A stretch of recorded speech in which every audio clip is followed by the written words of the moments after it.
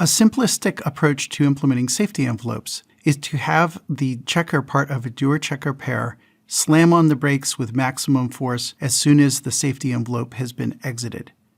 For a vehicle, the safety envelope might be, for example, a fixed distance to an obstacle that will be hit, with the vehicle jamming on the brakes anytime it sees anything too close.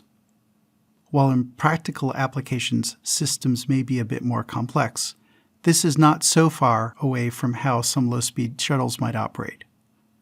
However, if you're carrying passengers, simply slamming on the brakes might not be enough, especially if there are false activations in which sensors falsely detect objects that aren't really there.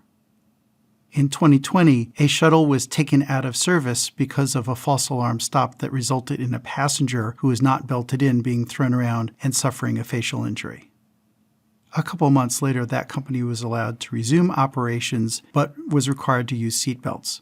It's unclear why seatbelts were not installed in the first place, but they went back into operation with seatbelts. However, once back in operation, there was another crash, this time with a chase car crashing into the back of the shuttle. There are a couple lessons from this sequence of events.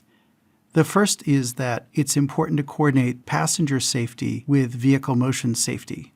If a vehicle motion safety plan requires aggressive braking, then it's important to know that the passengers will be safely secured so they're not injured during a braking event. The second one is that maximum braking might not be the safest approach, especially if you plan on having a chase car tailgating the vehicle that can then run into it.